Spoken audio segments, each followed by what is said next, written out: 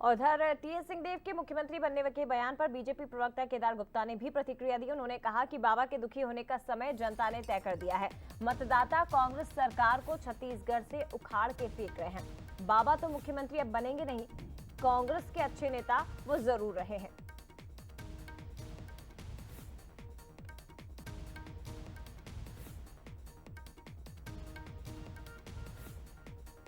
बाबा के दुखी होने का समय तो जनता ने तय कर दिया है। कांग्रेस की सरकार को जड़ समेत मतदाता छत्तीसगढ़ में उखाड़ के फेंक रहे हैं, तो बाबा तो मुख्यमंत्री अब बनेंगे ही नहीं। सवाल यह है कि बाबा अच्छे नेता रहे हैं कांग्रेस के, उन्होंने काफी कुछ अच्छी बातें रखी है, तो हम चाहेंगे वो नेता प्रतिपक्ष बनकर रहें हमारे साथ। भाजपा की सरकार बन रही है और अच्छा विपक्ष होगा तो काम करने में आनंद आता है, पर बाबा अगली बार का तो आपने जो तय किया वही होगा। और चलिए टीएस सिंहदेव का वो बयान भी आपको सुनवा देते हैं, जिसे लेकर छत्तीसगढ़ में सियासत गर्मा चुकी है। मौका तो आखिरी है, बनने का ये तो तय है कि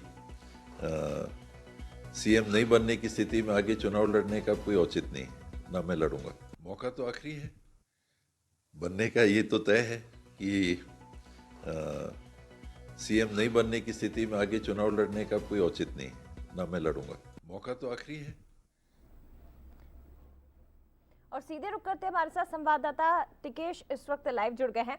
टिकेश, बहुत महत्वपूर्ण और बहुत मायने रखता है छत्तीसगढ़ के डिप्टी सीएम टीएस सिंहदेव का ये बयान, क्योंकि पहली बार नहीं है जब उन्होंने सीएम बनने की इच्छा जाहिर की हो। इसके पहले भी हमने उन्हें सुना, चुनाव के पहले अप्रैल मई के समय भी उन्होंने ये कहा कि अब मेरे पास आखिरी मौका है और मैं खुद मुख्यमंत्री बनना चाहता हूं। उन्होंने चुनाव ना लड़ने की बात भी कही थी, हालांकि चुनाव लड़ा गया, डिप्टी सीएम का पद उन्हें सौंपा गया और अब रिजल्ट के पहले एक बार फिर से उन्होंने इच्छा जाहिर कर दी है। यानी कि आला कमान को कहीं ना कहीं पशुपेश में फंसा दिया है, कश्मकश की स्थिति में फंसा दिया है।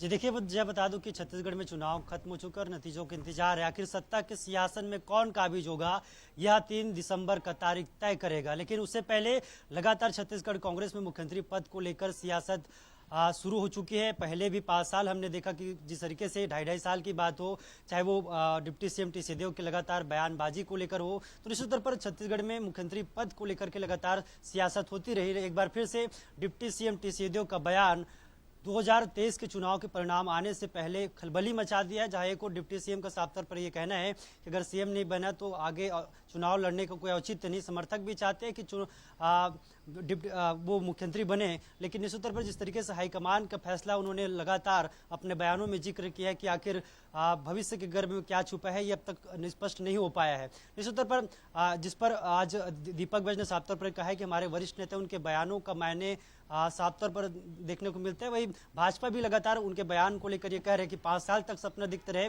अब सपना और भी दिख रहे हैं, लेकिन इस बार सपना पूरा नहीं होने वाला, क्योंकि इस बार भाजपा सरकार बना रही है। यानी कि निश्चित तौर पर डिप्टी सीएम के बयान को लेकर अब सियासत शुरू हो चुकी है। आखिर देखने वाली बात रहेगी सत्ता के सियासत में कौन सवार होता है और कौन मुख्यमंत्री बनता है। लेकिन डिप्टी सीएम का बयान एक बार फिर से राजनीतिक गलियारों में कांग्रेस के लिए खलबली मचा दी है। निश्चित तौर पर सरकार किसकी बनेगी टिकेश, ये देखने वाली बात होगी, 3 दिसंबर को पता चलेगा। लेकिन अगर एक बार फिर से ऐसी परिस्थितियां बनी कि सरकार कांग्रेस की बनी, तो जरूर आलाकमान को निर्णय लेना मुश्किल हो जाएगा। फिलहाल शुक्रिया आपका जानकारी के लिए।